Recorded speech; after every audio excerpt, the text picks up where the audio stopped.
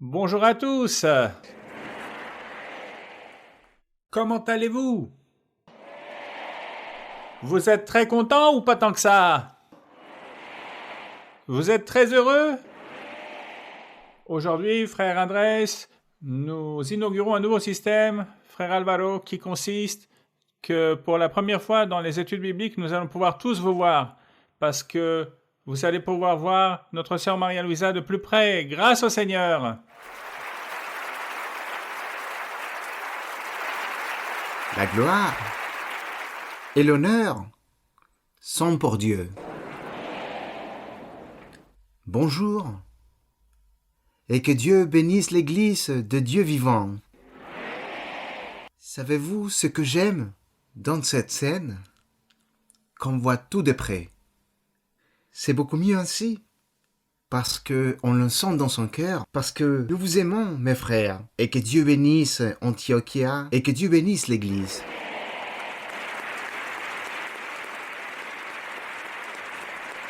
Bonjour à tous, frères et sœurs, que Dieu vous bénisse tous.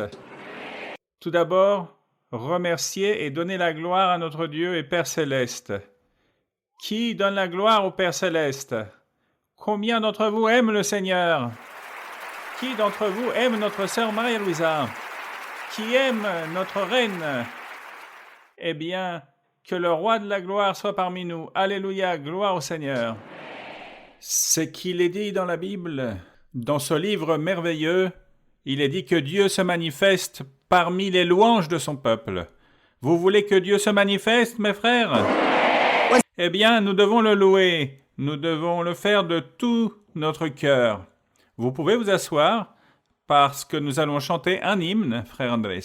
Oui, un hymne, car lorsqu'on chante les hymnes et les cantiques avec tout notre cœur, avec entendement, nous sommes en train de louer.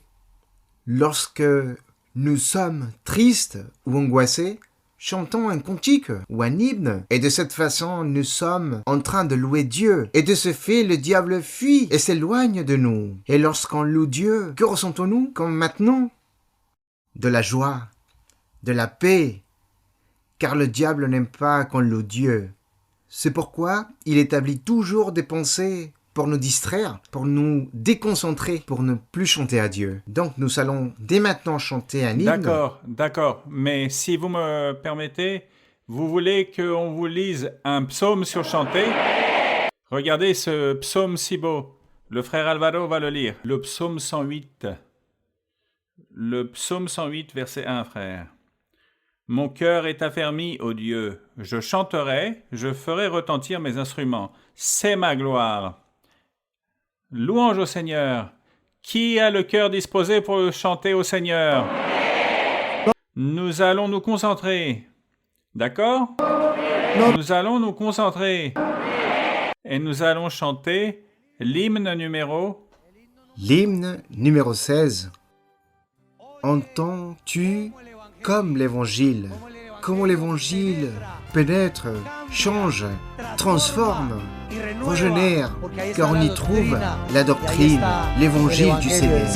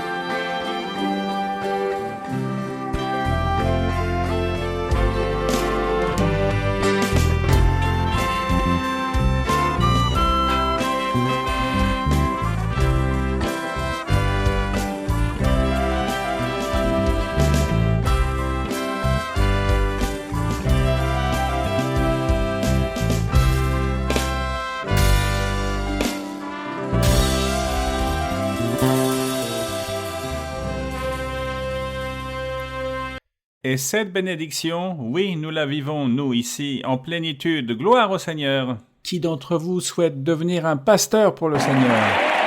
Et qui d'entre vous souhaite prêcher la parole du Seigneur? Et que pensez-vous de chanter cet hymne debout? Parce que l'hymne est très beau. Et il dit la vérité. J'ai une grande joie dans mon âme. Qui a une joie dans son âme aujourd'hui? Aujourd'hui et toujours. Et hier et aujourd'hui et demain. Parce que Dieu est dans notre quoi? Dans notre cœur. C'est le numéro 27. Hymne numéro 27. Ce jour au cœur j'ai du soleil.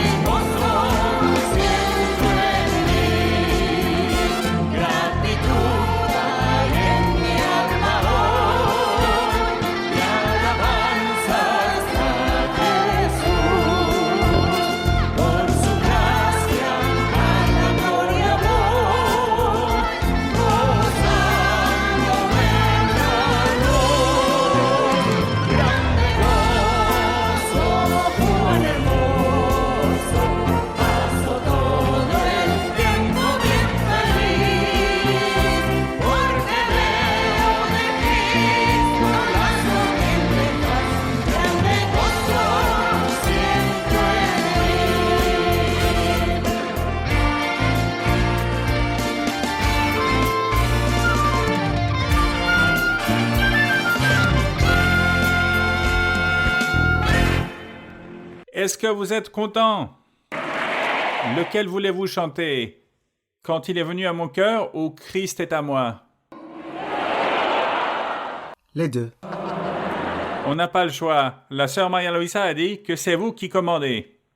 Que l'on fasse ce que disent les enfants de Dieu. La sœur va chanter avec nous les deux hymnes. Vous êtes heureux? Nous allons chanter l'hymne 76 quand il vint à mon cœur.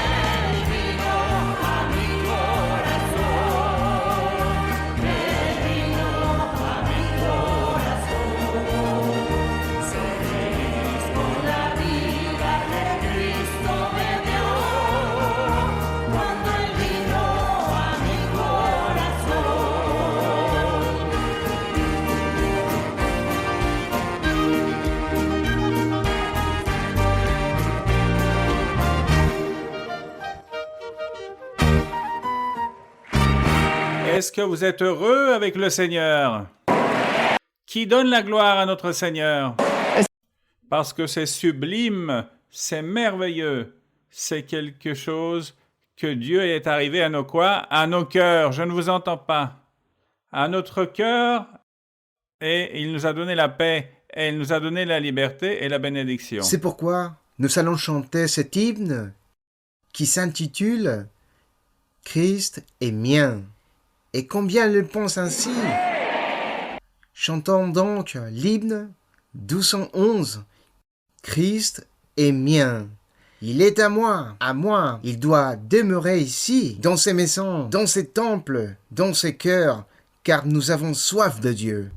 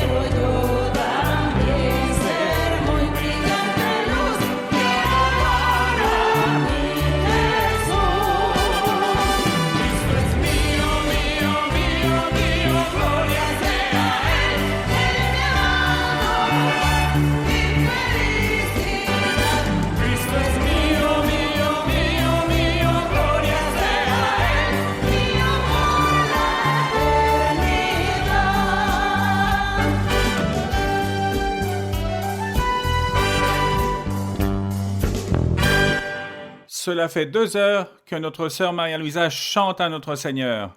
Et maintenant, l'étude biblique commence. N'est-ce pas admirable? Notre sœur n'est-elle pas admirable? Gloire au Seigneur.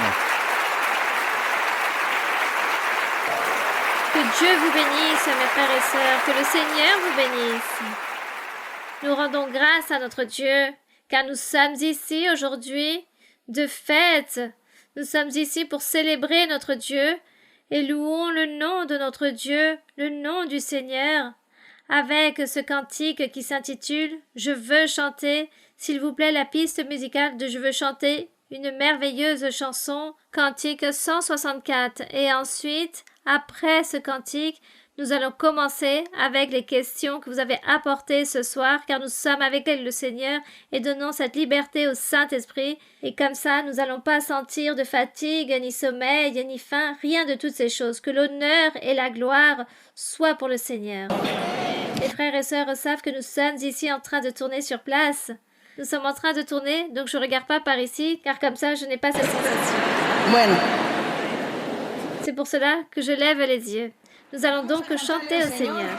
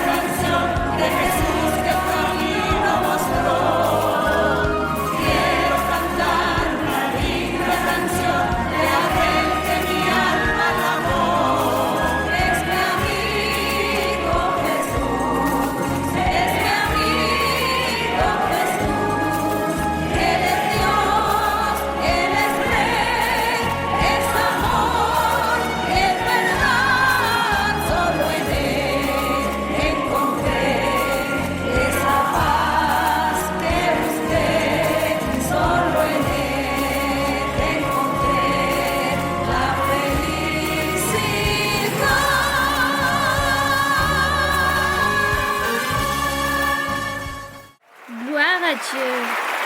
Les louanges soient pour le Seigneur. Et maintenant, nous allons donc commencer avec les questions de ce soir. Sœur Maria-Louisa, bonjour, que Dieu vous bénisse. Soyez la bienvenue à Medellín, sœur. Nous vous aimons dans l'amour du Seigneur. Sœur, j'ai une question dans la Bible, dans l'évangile de Matthieu, chapitre 18. Évangile selon Matthieu 18, oui mon frère. À partir du verset 7 jusqu'au 9. Je peux lire, sœur? Évangile selon Matthieu, chapitre 18, verset...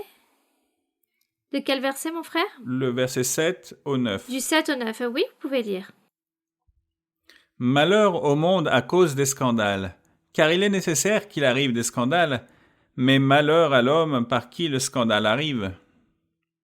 Si ta main ou ton pied est pour toi une occasion de chute, coupe-les et jette-les loin de toi. Mieux vaut pour toi entrer dans la vie boiteux ou manchot que d'avoir 2 pieds ou 2 mains et d'être jeté dans le feu éternel. Verset 9. Et si ton œil est pour toi une occasion de chute, arrache-le et jette-le loin de toi. Mieux vaut pour toi entrer dans la vie, n'ayant qu'un œil, que d'avoir 2 yeux et d'être jeté dans le feu de la géhenne.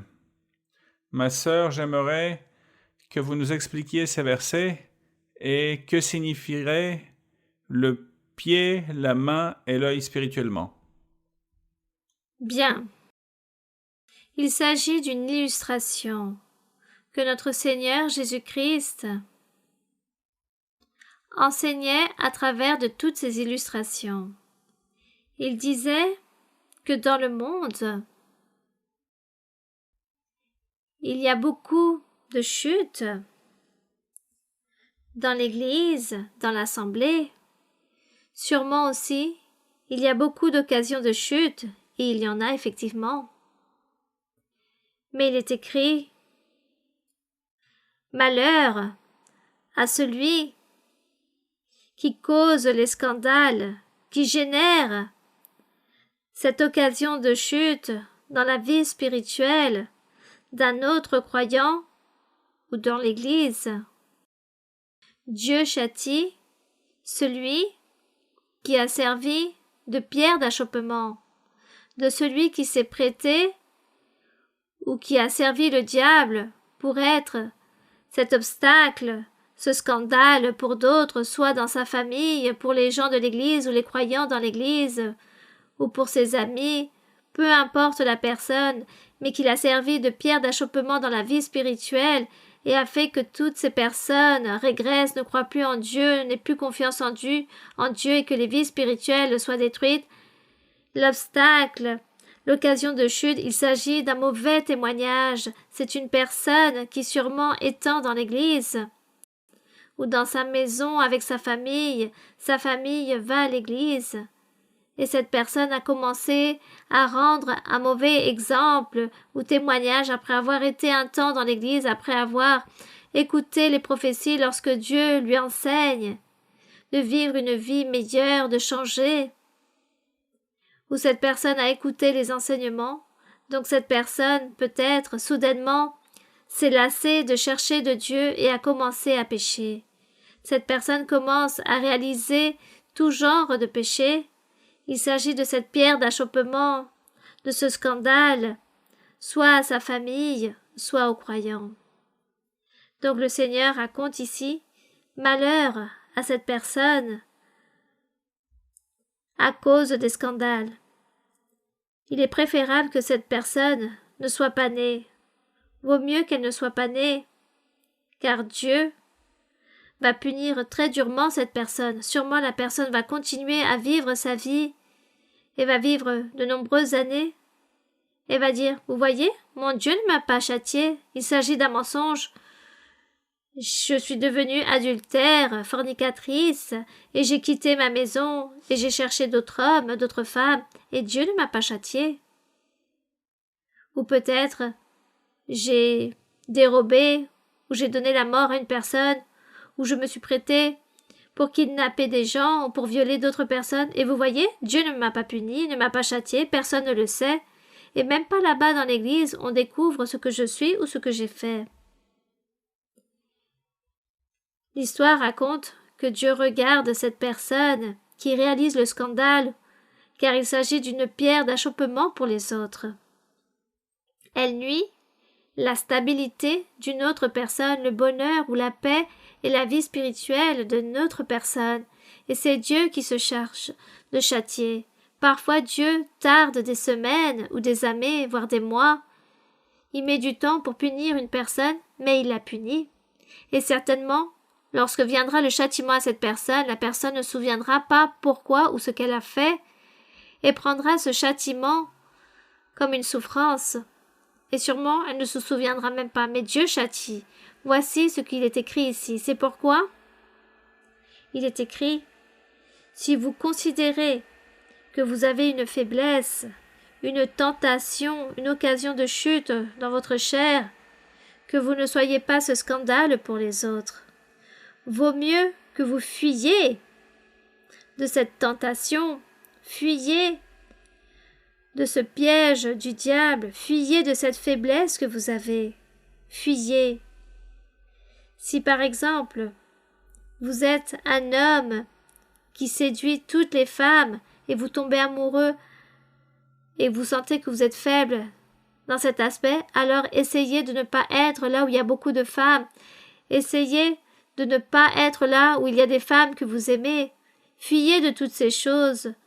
Ne marchez pas avec beaucoup d'amitié ou en ayant toutes ces confidences ou ces invitations. Et si vous êtes une personne qui aime prendre ce qui appartient aux autres, ce qu'on appelle voler ou dérober, alors fuyez d'être seul et fuyez d'être dans des endroits où vous sentez que vous avez la possibilité de prendre, d'enlever, d'attraper quelque chose.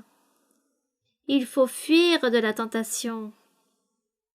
Voici ce que le Seigneur Jésus est en train de dire ici, car il dit « Si ta main ou ton pied est pour toi une occasion de chute, coupe-les ». Mais il ne parle pas ici de manière littéraire en disant que vous devez aller vous couper votre main ou votre pied. Ici, il donne un exemple, une illustration, que si votre main ou votre pied, ce qui vous permet d'aller, de tomber dans le péché, dans un piège du diable, alors il est écrit « coupe-les ». Vaut mieux que vous ayez dans la vie boiteux ou manchot que d'avoir 2 pieds ou 2 mains et d'être jeté dans le feu éternel, c'est-à-dire ne tombez pas dans le piège, dans la tentation, dans le péché, fuyez de cela, évitez le péché, ne commencez pas à parler aux personnes, ne commencez pas à donner des rendez-vous aux personnes si vous savez que vous allez tomber dans le piège, fuyez. Voici ce que signifie cette illustration. C'est pourquoi il est écrit « Si ton œil aussi est une occasion de chute pour toi, alors fuis, ne regarde pas ce que tu aimes tant, regarde autre chose. » Et de cette façon, vous évitez, car vous voulez plaire à Dieu, et comme vous voulez plaire à Dieu, alors Dieu vous aidera aussi. Voici ce que signifie ici ce verset. Il ne s'agit pas de manière littéraire que la personne doit sauter son œil, pour rester, comme on dit, dans certaines expressions grossières. Quand une personne ne voit que d'un seul œil, une personne qui est borgne. Non, ici, il donne une illustration qu'il faut fuir de toute tentation des faiblesses. De tout ce que vous sentez faible dans votre chair, fuyez de cela, faites autre chose. Cherchez d'autres choses, d'autres distractions pour mieux vous comporter dans la vie et ne pas être piégé. Priez et demandez au Seigneur qu'il vous aide. C'est cela. Bien, continuons avec une autre question. Bonjour à tous, mes frères, mes sœurs, sœur Maria-Louisa. Je souhaite avant tout remercier notre Seigneur de me permettre d'être là en ce moment et de pouvoir vous poser cette question qui est en rapport avec la première épître aux Corinthiens, chapitre 12. Premier livre de Corinthiens, chapitre 12. Verset 3. Oui, mon frère, vous pouvez lire. C'est pourquoi je vous déclare que nul, s'il parle par l'Esprit de Dieu, ne dit « Jésus est anathème », et nul ne peut dire « Jésus est le Seigneur » si ce n'est par le Saint-Esprit. Maintenant, sœur, en tenant compte ce que je viens de lire, je veux demander, ou comme nous le savons tous, quand un croyant reçoit le baptême du Saint-Esprit, la manifestation du Saint-Esprit est de parler en langue. J'aimerais, s'il vous plaît, sœur, que vous nous expliquiez que le monde nous absorbe et pour maintenir cette bénédiction, comment nous pouvons nous efforcer, en plus de la prière et de la disposition du cœur, pour plaire au Seigneur. Merci, sœur. Bien, donc ce verset où il est écrit que personne ne parle par l'Esprit de Dieu, ne dit Jésus est anathème, il s'agit de l'ancien temps, lorsque l'Église du Seigneur a commencé avec les mêmes Israélites ou les mêmes Juifs qui se sont convertis à l'Évangile et aussi les non-Juifs.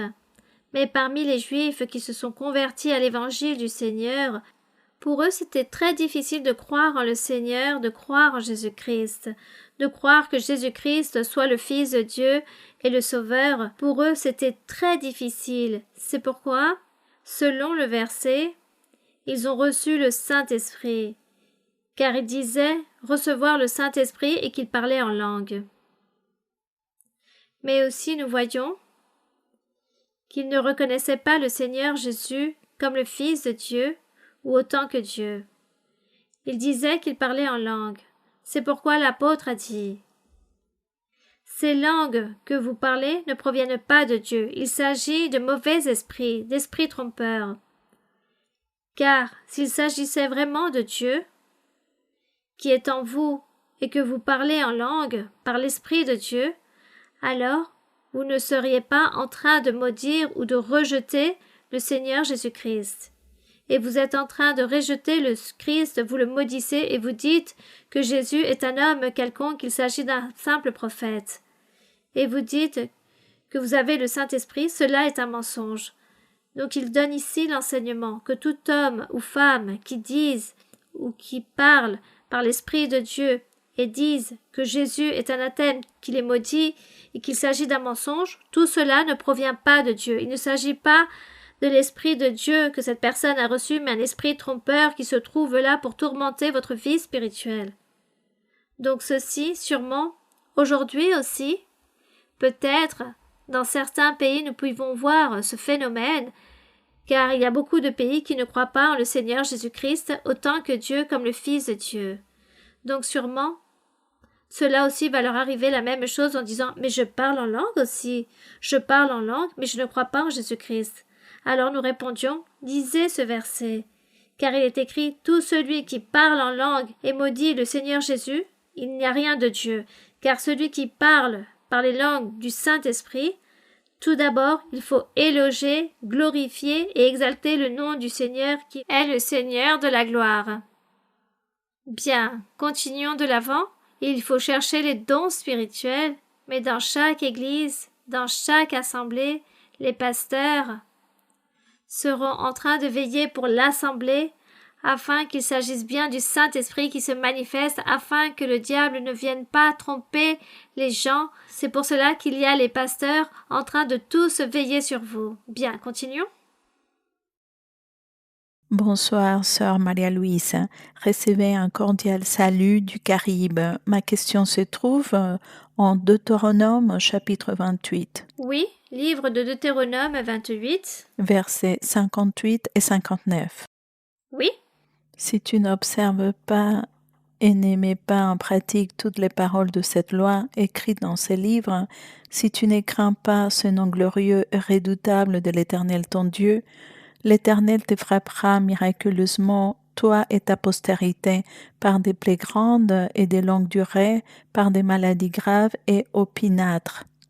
Sœur Maria-Louise, lorsque nous arrivons à l'église et nous sommes victimes de sorcellerie, de malédictions, et celles-ci tombent sur nos enfants, sommes-nous les parents les responsables d'être à jour envers le Seigneur, de rester fidèles, d'être sincères, d'obéir et d'avoir un véritable changement? J'ai un enfant autiste et le Seigneur l'a libéré à travers des rêves et à travers vous. C'est remarquable le changement de mon enfant et la manifestation de Dieu. Ma question est la suivante. Cette épreuve ou cette punition a été la plus durable sur mon chemin spirituel. Je voudrais savoir si c'est moi la responsable en tant qu'aimère, en tant qu'instrument que je suis, car comme je n'ai pas accompli tout ce que Dieu m'a demandé, mon enfant n'est pas encore complètement libéré ou c'est dans les temps du Seigneur. Vous avez lu au sujet des malédictions. Les malédictions viennent depuis l'ancien temps. C'est très bien que la sœur a lu ici dans Deutéronome, car ici,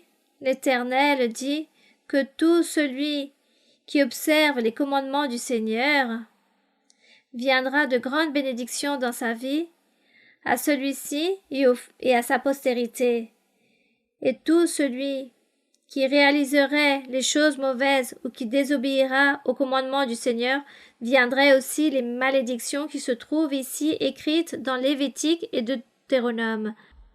Ces malédictions ont encerclé toute l'humanité durant des milliers et des milliers d'années jusqu'à encore aujourd'hui. Toutes ces malédictions, nous en héritons, nous les êtres humains, mais aussi les bénédictions. Les bénédictions pour tous ceux qui obéissent et malédictions pour tous ceux qui désobéissent et qui ne veulent pas croire en Dieu, ni même chercher Dieu. Donc, jusqu'au jour d'aujourd'hui, après que tant d'années et des milliers d'années sont passées, la parole de Dieu est toujours en cours. J'ai pu comprendre de la sœur qu'elle a un fils autiste. Oui, j'ai un enfant autiste, mais l'enfant a été libéré par imposition des mains du ministère, mais je ne vois pas cette libération complète comme je la souhaite. Donc ma question c'est si c'est moi la responsable de ne pas recevoir cette bénédiction ou c'est parce que ce n'est pas le temps du Seigneur. L'enfant dont parle la sœur, qui a son propre fils, qui peu à peu son état s'améliore, si Dieu vous a fait la promesse, il va guérir, il guérira. Et au fur et à mesure qu'il va grandir, vous verrez le résultat. Soyez confiante en Dieu, vous devez déposer votre confiance en Dieu, mais aussi vous devez chercher Dieu et faire la volonté du Seigneur afin d'obtenir la grâce du Seigneur. Et Dieu vous bénisse ainsi dans toute sa totalité et donne la guérison à votre enfant. Mais oubliez toutes ces malédictions, oubliez tout cela, car nous sommes ici en train de vivre une vie nouvelle en Jésus-Christ. Gloire au Seigneur. Une autre question? Oui, continuons. Bonsoir, sœur Maria-Louise, bienvenue à Antioquia. Une personne de la communauté des personnes sourds-muets souhaite vous poser une question et je vais vous l'interpréter. Bonsoir, sœur Maria-Louise.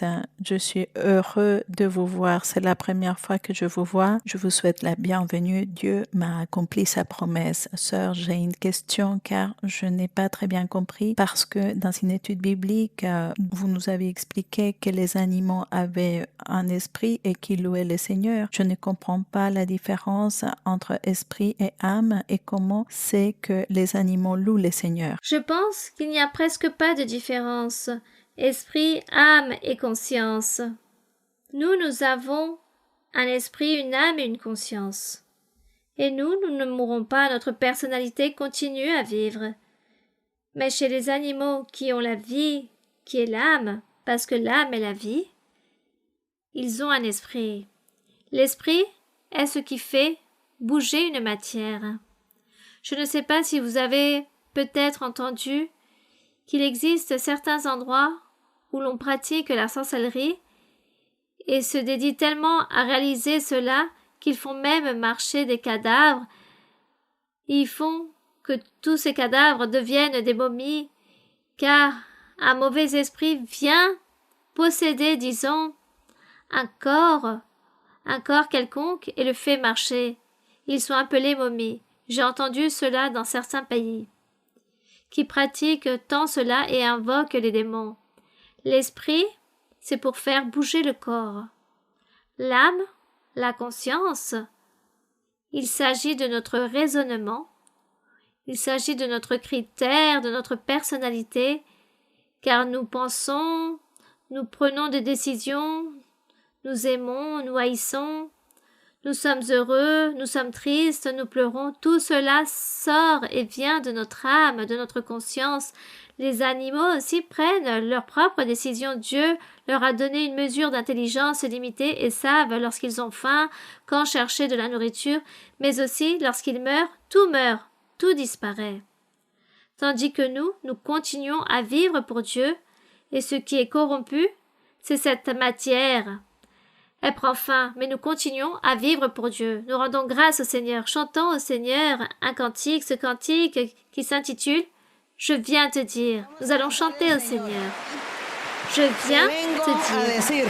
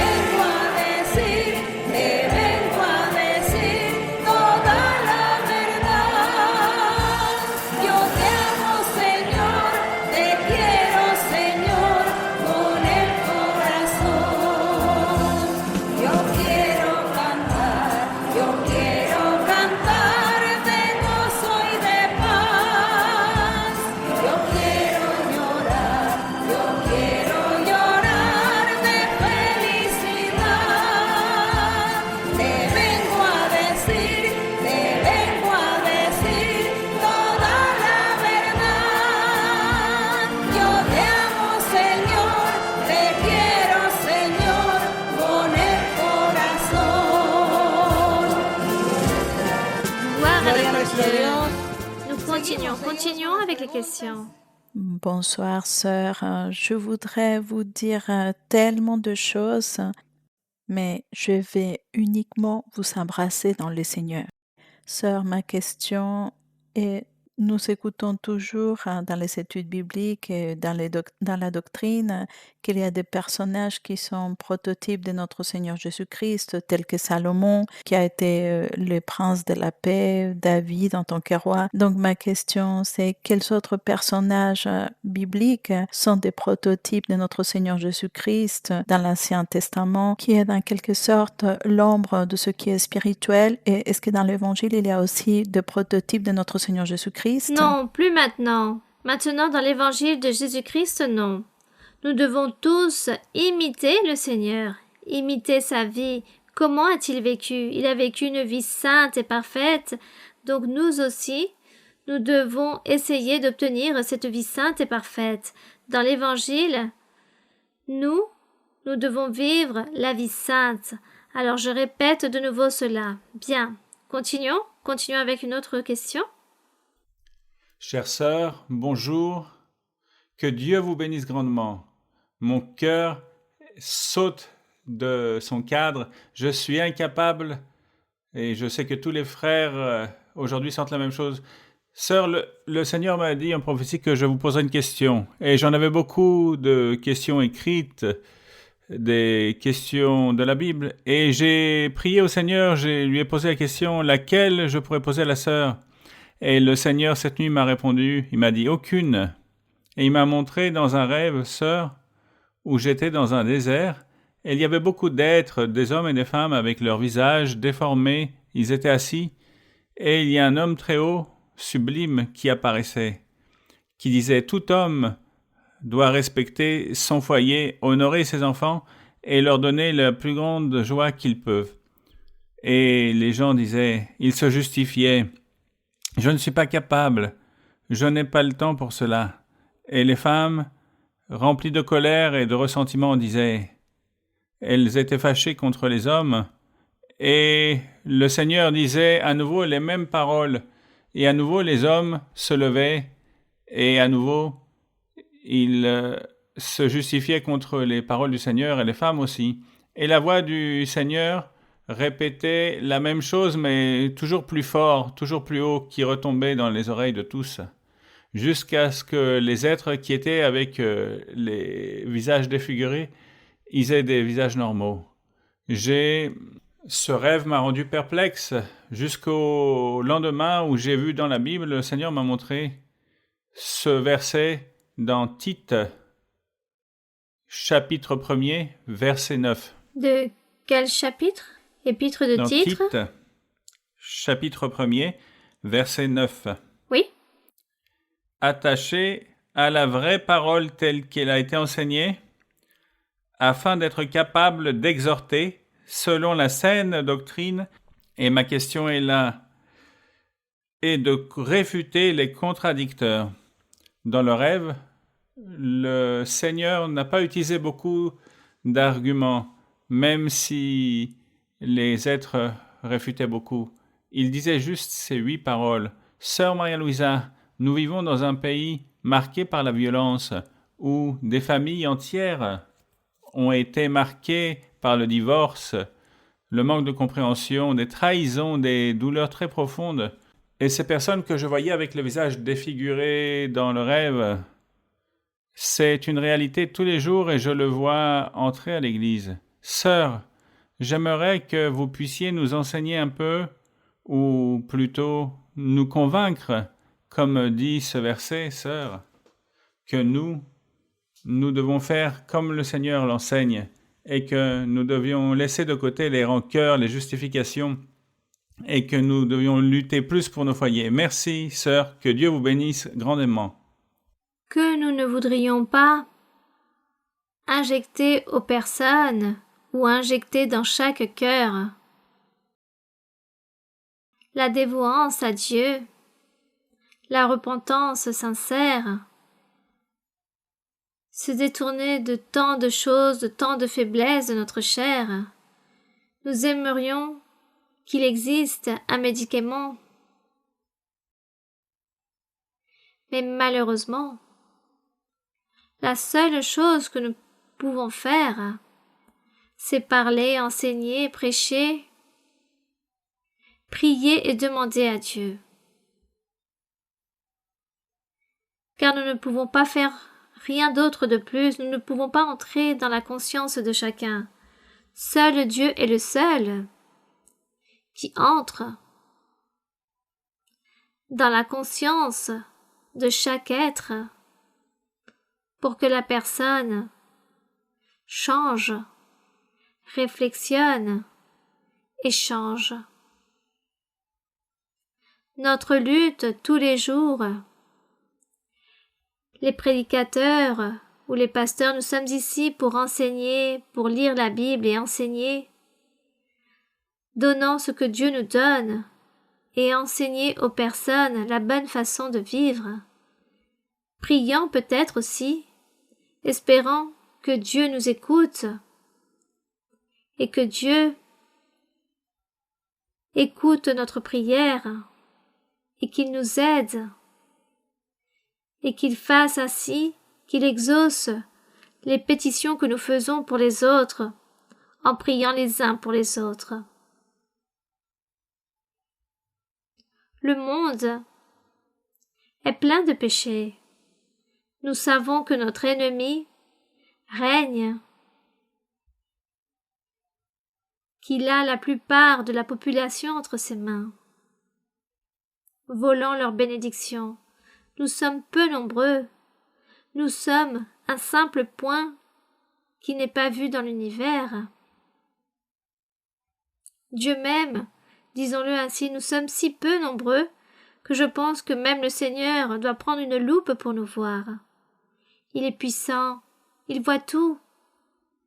Mais en parlant humainement, de façon humaine, nous disons Seigneur, prends une loupe, car nous sommes si petits, nous sommes si peu nombreux. Mais Dieu se remplira de miséricorde. Dieu est si grand pour nous faire tant de promesses. Dieu nous fait des promesses et nous devons nous y accrocher, nous y attacher et vivons des promesses qu'il nous fait et soyons obéissants à Dieu et plaisons-lui, aimons-le, car aimer Dieu, c'est nous détourner de toutes ces choses mauvaises, impudiques, de toutes ces choses qui ne nous conviennent pas. Aimer Dieu, c'est ne pas être méchant, ambitieux, égoïste, envieux, menteur ou trompeur. Lorsque nous laissons tout cela, nous disons que nous sommes en train d'aimer Dieu. Aimer Dieu, c'est être responsable dans les foyers.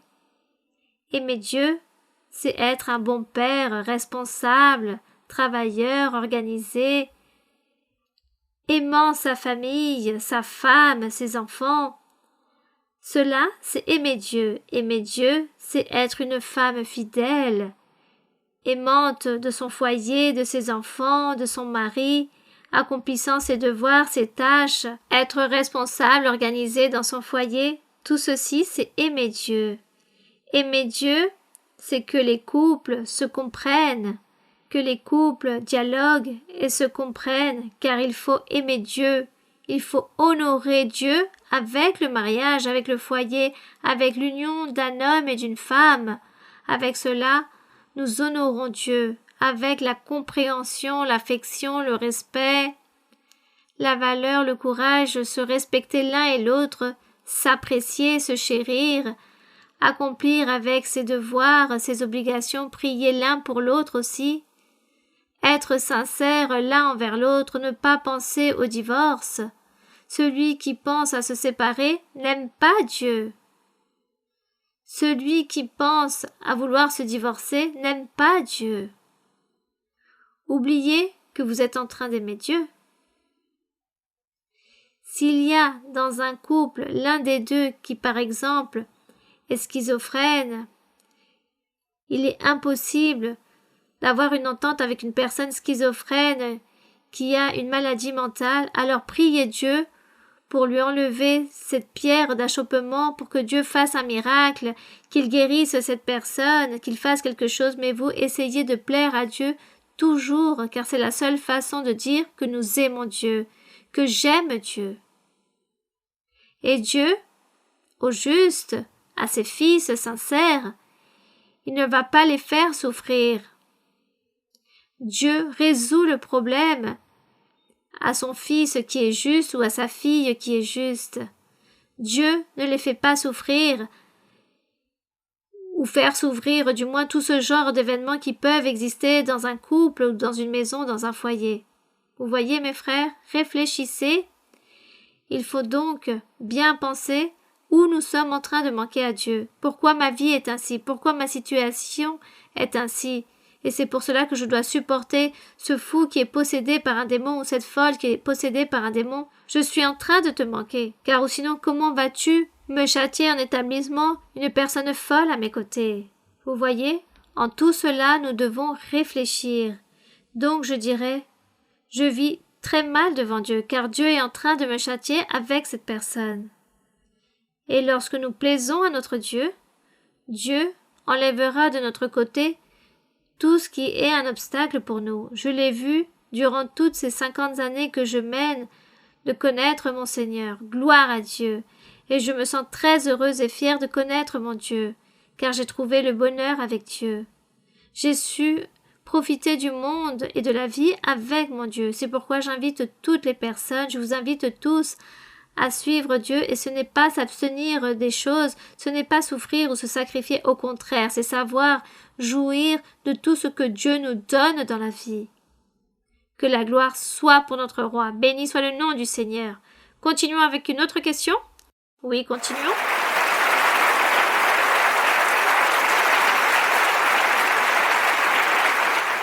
Bonsoir, sœur Maria-Louisa, que Dieu vous bénisse. Je vous souhaite la bienvenue et à toutes les personnes qui vous accompagnent. Sœur, j'ai une question dans les livres de Matthieu 5, 32. Évangile selon Matthieu 5, 32. Oui.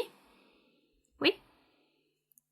Mais moi, je vous dis que celui qui repudie sa femme, sauf pour cause d'infidélité, l'expose à devenir adultère, et que celui qui épouse, sœur, je souhaite que vous m'expliquiez sur l'adultère. On m'a dit que lorsqu'un couple arrive à l'église et se met ensemble avec une autre personne, commet adultère parce que cette personne n'est pas mariée devant les yeux du Seigneur.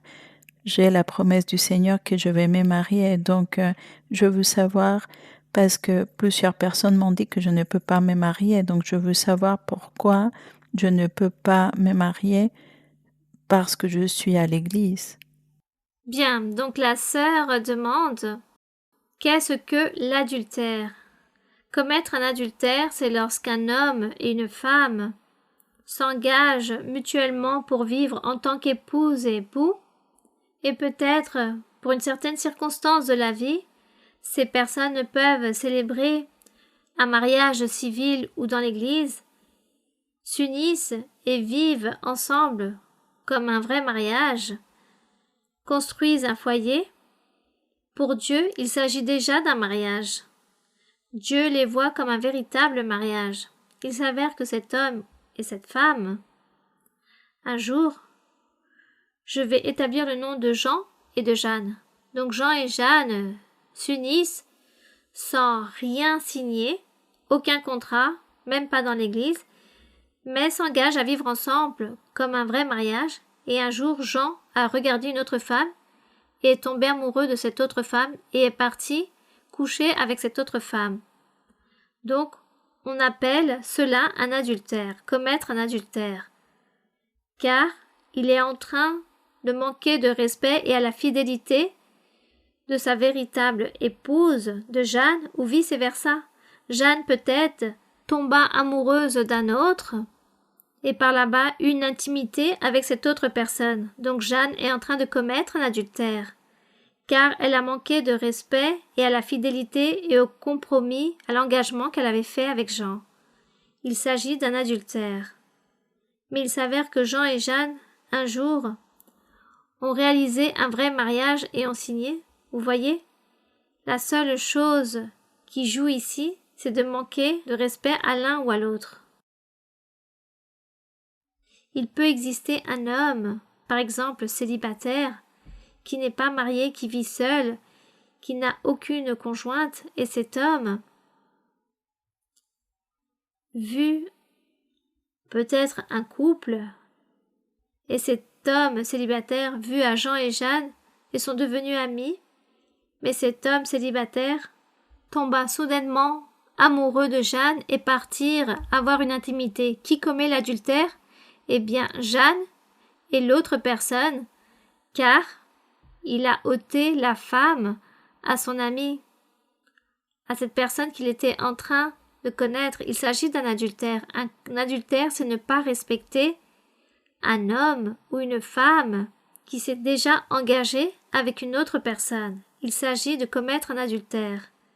Et l'impudicité, vous savez qu'est-ce que cela signifie? Lorsque des hommes célibataires qui n'ont pas de conjointe et vont avoir une intimité avec une autre et encore une autre et ainsi de suite, et à beaucoup de femmes, et réalisent des intimités avec plusieurs femmes, tout d'abord avec une, ensuite avec l'autre, et à continuer ainsi de suite, et à changer, et peut-être est tombé amoureux quelques mois avec une femme, et ensuite avec une autre, et a duré peut-être 2 ans avec une autre, et ainsi de suite, cela s'appelle de l'impudicité.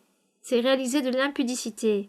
En ayant eu plusieurs partenaires, lorsqu'il n'y a pas d'engagement, il s'agit donc d'une promiscuité, d'un libertinage. Donc avoir de simples relations amoureuses, tout cela fait que nous commettons des impudicités. Avoir une petite amie ou un petit ami, c'est réaliser des impudicités. Comme il n'y a pas de réel engagement, donc la femme dira « Nous sommes fiancés mais nous ne sommes pas mariés, alors je peux t'abandonner à n'importe quel moment et je chercherai quelqu'un d'autre et j'aurai une intimité avec quelqu'un d'autre et ainsi de suite. » Il s'agit d'impudicité.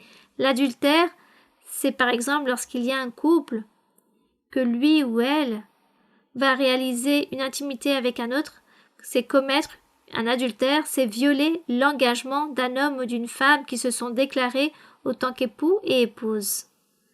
Donc cette personne, je vais vous donner par exemple une autre illustration biblique, le roi David. Dans la loi de Moïse, on interdisait l'adultère, mais anciennement, Dieu permettait aux hommes d'avoir leur propre épouse et plusieurs concubines. Dieu permettait cela, il l'autorisait. Mais ces concubines avaient l'interdiction d'aller voir d'autres hommes, mais juste un seul homme. Donc l'homme avait son épouse et des concubines, mais ces concubines ne pouvaient pas regarder d'autres hommes, car sinon on leur ôtait la vie, car elles commettaient immédiatement une impudicité. Qu'a fait le roi David?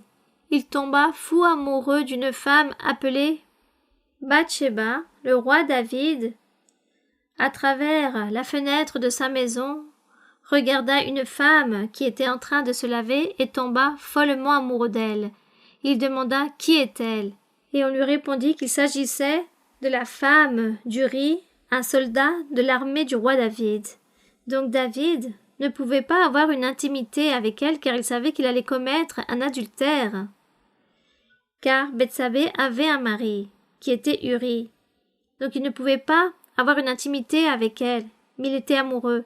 Donc qu'a fait David? Il a dit pour avoir une relation amoureuse avec elle, il faut que j'ôte la vie de son époux. Et de ce fait, il envoya Uri à réaliser un combat, vêtu de blanc, et demanda qu'Uri soit placé au plus fort du combat, vêtu de blanc, pour qu'il puisse mourir. Et cela s'est produit ainsi. Il mourra, et Bethsabée resta veuve. Et étant veuve, le roi David dit « Maintenant, je peux avoir cette relation intime avec elle car elle est veuve et je ne vais pas ainsi commettre d'adultère car la loi de Moïse dit qu'il ne faut pas commettre d'adultère. » Donc quel fut le péché qu'il a commis? Un homicide. David commetta un homicide. Mais maintenant vous avez compris qu'est-ce que l'adultère? Bien évidemment, vous n'allez pas envoyer vos époux ou vos épouses à réaliser un combat. N'allez pas faire cela, faites très attention. À attention à cela. Il faut faire très attention. Faites très attention de poser vos yeux ou votre regard sur des personnes qui se sont déjà engagées, car c'est commettre un adultère. Maintenant, dans la voie du Seigneur, nous ne pouvons plus faire et prendre ce plaisir comme dans l'ancien temps où les hommes pouvaient avoir plusieurs femmes, leur épouse et les concubines. Aujourd'hui, dans l'Évangile, le Seigneur Jésus a dit « Chaque homme soit le mari d'une seule femme, c'est cela, et que chaque femme soit l'épouse d'un seul homme. » Donc, de cette façon, nous plairons le Seigneur et en accomplissant tous ces commandements merveilleux. Maintenant, je ne sais plus ce que la sœur m'a demandé. Je ne sais pas si j'ai répondu à votre question. Très bien. Continuons. Je vous ai bien répondu à votre question. Qu'est-ce que vous m'avez demandé? Je vous ai posé une question. Oui. Si moi, en étant à l'église, je peux me marier parce que je suis mère célibataire. Ma sœur, il n'y a et que Dieu Dieu m'a qui fait la puisse promesse. définir cela. Disons que vous êtes une mère célibataire. Oui. Et vous êtes arrivée ainsi à l'église. Bien évidemment que vous pouvez vous marier. Dieu vous donnera le bonheur. Bien. Bon, le bonheur, je ne suis pas sûre. Mais bon, Dieu vous rendra heureux si vous êtes fidèle à Dieu. Il vous donnera la joie. Je ne suis pas en train de dire que le mariage est à 100% le bonheur. Le bonheur pour ceux qui aiment le Seigneur et qui craignent le Seigneur, Dieu bénit ces couples, il s'agit d'un vrai bonheur. Mais lorsque les personnes vivent dans le caprice, à leur propre caprice, et chacun, disons, en cherchant leurs propres moyens, je ne pense qu'il ne s'agit pas d'un vrai bonheur. Les gens dans le monde, j'ai entendu un jour des personnes qui disent « Le mariage, il s'agit d'un lot comme celui qui gagne le loto ou un trophée. » Peut-être les gens ont raison, mais les enfants de Dieu, les fils de Dieu, les filles de Dieu sont heureux ou heureuses, car Dieu les rend heureux, car ils aiment Dieu, et c'est pourquoi Dieu les bénit aux enfants de Dieu. Espérons que tous nous soyons ces enfants de Dieu. Bien. Continuons avec une autre question. Sœur Maria-Louisa, bonjour, que Dieu vous bénisse. Je vis de manière personnelle qu'aujourd'hui c'est un jour très particulier.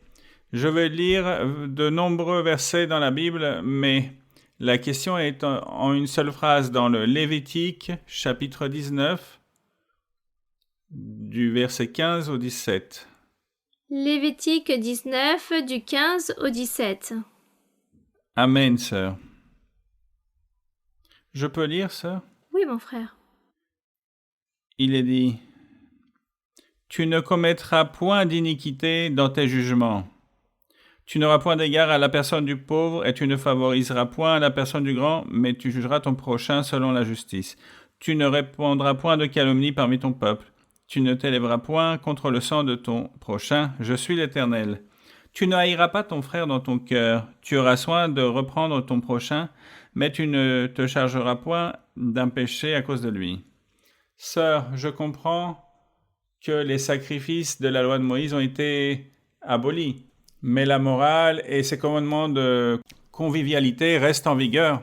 Dans le verset 17, il y a une phrase qui dit « Tu auras soin de reprendre ton prochain, mais tu ne te chargeras point d'un péché. » J'aimerais vous demander, sœur, à quoi fait référence cette partie du verset, parce que on se met comme dans un engagement devant le Seigneur. Si, par exemple, à cause de ne pas reprendre son frère, on participe de son péché, en faisant une lecture littérale de ce qui est dit ici. J'aimerais savoir comment cela s'applique, si définitivement, quand on a vu un frère commettre une erreur, on a ce devoir en tant que frère de lui dire, ou comment on applique l'enseignement de qu'il y a des personnes qui ne reçoivent pas, à qui il n'est pas facile de dire « tu t'es trompé » parce qu'ils disent que nous sommes orgueilleux et ces personnes ne veulent pas recevoir les corrections. C'est ma question, sœur. Est-ce que ce verset est applicable littéralement ou comment peut-on l'appliquer? Que Dieu vous bénisse, sœur. Bien, en effet, c'est ce que vous dites. Quand vous dites que vous allez raisonner avec votre prochain, c'est dialoguer, se mettre en accord, examiner et analyser la situation que cette personne est en train de vivre, cette faute qu'elle est en train de commettre, ce péché qu'elle est en train de commettre, lui enseigner, la corriger, peut-être lui faire un rappel à l'ordre, ou s'il s'agit d'une offense, lui demander pardon, d'accepter et ne pas avoir de querelle entre croyants, qu'il n'y ait jamais de conflit, et peut-être qu'il y ait encore un péché de plus très grave, et dans ce cas, cela signifie que les croyants acceptent les péchés de l'autre. C'est comme tolérer le péché de l'autre, permettre ou accepter à la personne qu'elle réalise le péché et ne rien lui dire non. Il faut prier et lui dire « Ne fais pas cela, reste à l'écart, Dieu n'aime pas ces choses. » Disons, voici ce qui est ici Dieu en train de conseiller, d'orienter, qu'il devrait y avoir de l'harmonie, de l'affection et de la sincérité dans la fraternité. Anciennement, les frères étaient les Israélites et parmi eux, Dieu aussi voyait qu'ils étaient tous frères et qu'ils devaient s'aimer et se comprendre. Aujourd'hui, nous sommes des frères en Jésus-Christ et il existe aussi cette fraternité que Dieu a placée parmi nous.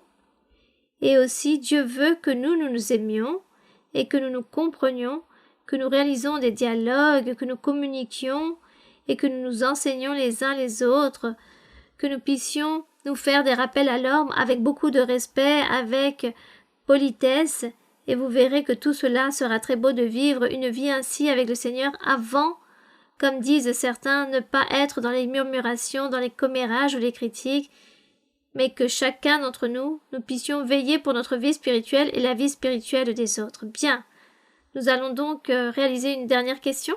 Sœur Maria-Louisa, bonjour, soyez bienvenue à Medellín et que Dieu vous bénisse. Sœur, ma question est dans la Bible, dans l'évangile de Matthieu, chapitre 14, verset 6.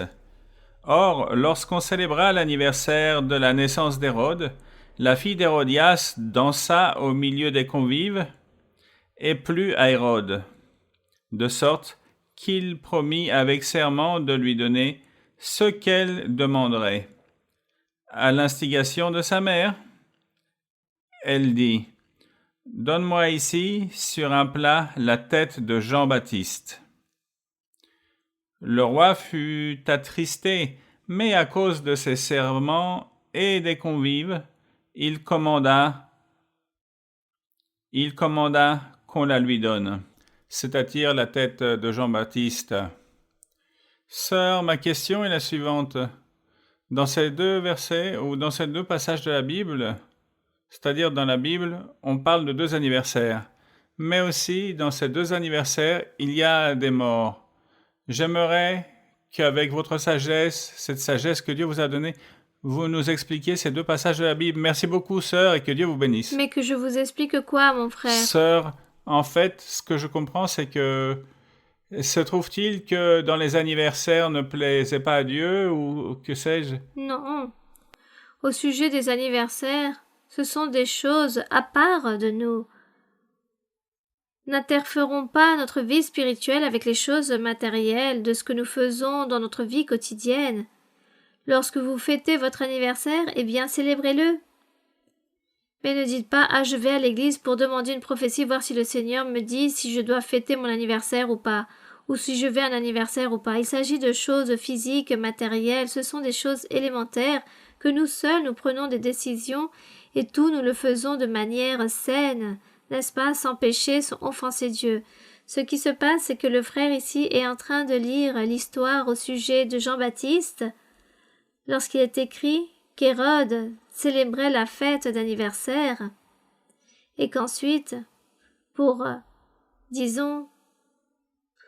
attirer de bonnes grâces d'Hérodiade, il dit qu'il a ordonné qu'on lui apporte la tête de Jean-Baptiste parce que cette personne haïssait Jean, a profité l'occasion que le roi allait lui donner une récompense, un prix, donc il lui a demandé « Que veux-tu que je fasse ?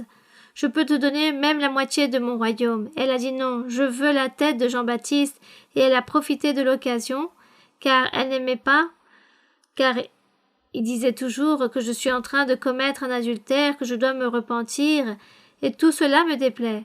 Donc cette femme était en colère à ce sujet et a ordonné qu'on lui apporte la tête de Jean. Mais cela n'a rien à voir avec les anniversaires. Il s'agit de quelque chose de très distinct. Il y a eu cette coïncidence que c'était le jour de l'anniversaire, mais ce n'est pas qu'aujourd'hui, si nous organisons par exemple une fête d'anniversaire, que vous voulez peut-être fêter cela, il ne s'agit de rien de mauvais, il s'agit de choses matérielles. Peut-être nous nous éloignons un peu de ces choses et nous réalisons une fête. Mais réellement, analysons vraiment ce qui s'est passé avec Jean-Baptiste. Dieu avait prévu que Jean allait mourir sacrifié. Et c'est pourquoi Dieu aussi a permis, comme il l'avait déjà autorisé et sûrement il l'avait révélé à Jean, qu'il allait mourir sacrifié, et que lui, en tant que prophète de l'Ancien Testament, il devait aussi vivre ce sacrifice pour gagner le salut de Dieu. Donc Dieu a permis toutes ces choses très dures, très difficiles. Mais je crois que Jean n'a même pas ressenti de douleur à l'heure de sa mort, car il était avec Dieu. L'Esprit de Dieu était avec lui, et Dieu donc était avec Jean, il l'a soutenu, et Jean a réalisé son œuvre merveilleusement. Il a préparé le chemin du Seigneur par lequel, nous aujourd'hui, nous sommes en train de jouir aussi de cet évangile du Seigneur, de cette merveilleuse présence du Seigneur. Et soyons donc reconnaissants, chérissons le Seigneur, obéissons à notre Dieu, essayons de vivre une vie sainte, une vie droite. Nous savons que dans les temps anciens, les apôtres et tous ces personnages ont été sacrifiés par le Seigneur. Dieu l'a permis ainsi. Mais aujourd'hui, nous jouissons de beaucoup de bénédictions, nous jouissons de beaucoup de liberté aussi pour prêcher l'évangile du Seigneur. Jouissons donc de la liberté que Dieu nous a donnée et rendons grâce au Seigneur, car de cette façon nous allons chanter ce cantique qui s'intitule « Où se trouve l'Esprit de Dieu, il y a la liberté ».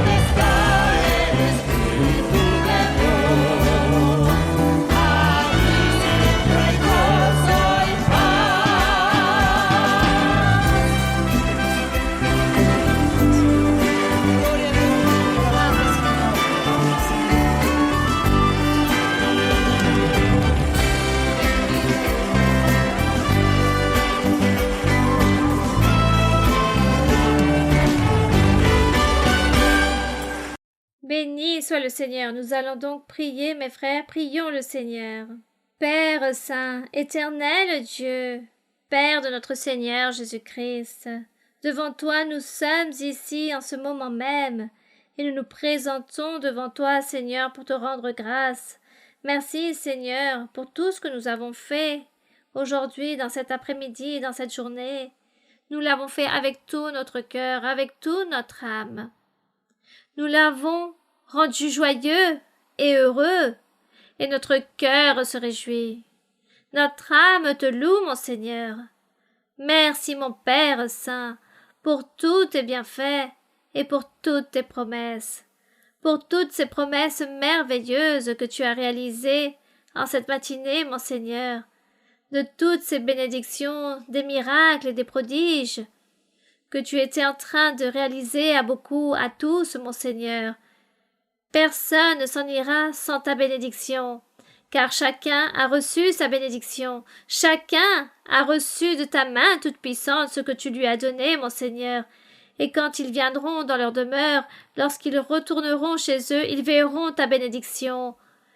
Durant toute la semaine, au cours du temps, ils verront les bienfaits et tes miracles et toutes tes guérisons et ta bénédiction. Nous te rendons grâce, mon Père, car nous ne sommes pas dignes, parce que nous ne méritons pas cela, mais ta miséricorde est éternelle, et ton amour est éternel, tes paroles, tes promesses sont fidèles et véritables. Merci, mon Père, au nom glorieux de Jésus-Christ, et au nom de Jésus-Christ, je te demande aussi de tendre ta main, mon Seigneur, pour réaliser des miracles et des prodiges. Manifeste-toi, mon Père, et envoie la puissance de ton Saint-Esprit dans le cœur de chaque vie, de chaque être, de chaque homme, de chaque femme, de personnes âgées, enfants, Seigneur, tends ta main toute-puissante. Remplis-toi de miséricorde, manifeste-toi, Seigneur, à travers toute ta puissance, et aide chaque personne pour trouver le chemin, et pour trouver ta voie, à te suivre dans ce sentier, mon Seigneur, pour tous ceux qui écoutent et qui entendent ta parole, qu'ils écoutent parler de toi. Mon Seigneur, réalise un miracle dans chaque cœur, dans chaque vie. Bénis-les, Seigneur, délivre-les, mon Seigneur. Seigneur, manifeste-toi, Seigneur, Dieu Tout-Puissant, comme ce Père qui aime ses enfants, comme ce Dieu qui pardonne tout, mon Seigneur. Merci, Seigneur, pour nous écouter, et merci, Seigneur, pour toute ta manifestation. Et aujourd'hui, mon Seigneur, en tout ce que nous avons fait, nous l'avons fait pour t'honorer, pour te louer et pour te rendre grâce, mon Seigneur, car tu mérites cela, tu mérites l'honneur, la gloire et la louange. Car tu mérites, mon Seigneur, que nous prenions du temps pour toi, pour exalter ton nom et pour te bénir, mon Seigneur. Merci, Seigneur, car nous savons qu'aujourd'hui aussi, tu as libéré beaucoup de gens, tu as chassé des sorcelleries, des envoûtements, des malédictions. Tu as guéri, Seigneur, et tu as donné le bonheur, la joie et l'allégresse à tous ceux qui se trouvent sur des fauteuils roulants et tous ceux aussi qui souffrent du syndrome de Down et tous ceux qui ne peuvent pas coordonner leurs idées, qui ne peuvent pas raisonner, tous ceux qui sont tourmentés par des mauvais esprits et aussi, Seigneur, tu les as délivrés, mon Seigneur, car tu es puissant, tu es amour, tu es miséricordieux. Merci, mon Père, merci, Seigneur, pour ton amour, pour ta bénédiction, pour ta parole. Merci, Seigneur, pour toutes tes promesses. Merci, Seigneur, pour nous écouter. Merci, Dieu éternel. Bénis tous les frères et sœurs et toutes les personnes qui vont nous voir dans cette vidéo, en cette journée, Seigneur, et aussi écoute leurs prières, leurs suppliques et tous leurs besoins. Et Seigneur, exauce le vœu de chaque cœur. Merci, Seigneur, car nos cœurs aujourd'hui sont très allègres. Nous sommes heureux. Notre âme est joyeuse en louant ton nom et en te glorifiant. Béni soit ton nom pour toujours. Louange à ton nom. éternellement et pour toujours. Nous te louons, mon Seigneur, nous te bénissons, nous te donnons l'honneur, la gloire et la louange, au nom glorieux de Jésus-Christ, ton Fils bien-aimé. Béni soit le Seigneur, le Dieu Tout-Puissant, gloire à Dieu. Cada día con Cristo me llena de perfecta paz. Cada día con Cristo le amo más y más. Él me salva y guarda y sé que pronto volverá. Y vivir con Cristo más dulce cada día será. Cada día con Cristo me llena de perfecta paz. Cada día con Cristo le amo más y más. Él me salva y guarda y sé que pronto volverá. Y vivir con Cristo más dulce cada día será. Gloire à mon Seigneur, béni soit notre Dieu. Merci mon Père Saint, merci Seigneur. Il y a un cantique qui s'intitule « Ne peut être triste un cœur qui a le Christ », cantique 74, et nous allons le chanter ainsi sur la piste musicale. Nous allons chanter. No puede estar triste un corazón que tiene a Cristo. No puede estar triste un corazón que tiene a Dios. No puede estar triste un corazón que tiene a Cristo. No puede estar triste un corazón que tiene a Dios. Canta con gozo, alaba a mi Cristo. No puede estar triste un corazón que tiene a Dios. Canta con gozo, alaba a mi Cristo. No puede estar triste un corazón que tiene a Dios. No puede estar triste un corazón que tiene a Cristo. No puede estar triste un corazón que tiene a Dios. No puede estar triste un corazón que tiene a Cristo. No puede estar triste un corazón que tiene a Dios. Canta con gozo, alaba a mi Cristo. No puede estar triste un corazón que tiene a Dios. Canta con gozo, alaba a mi Cristo. No puede estar triste un corazón que tiene a Dios. Gloire à Dieu. Gloire au Seigneur. Merci beaucoup. Merci beaucoup mes très chers frères et très chères sœurs ici d'Antiocha, de Médéine. Merci beaucoup mes frères et sœurs. Je vous aime beaucoup. Que Dieu vous bénisse et que Dieu vous bénisse mes très chers frères. Que Dieu vous bénisse tous. Merci.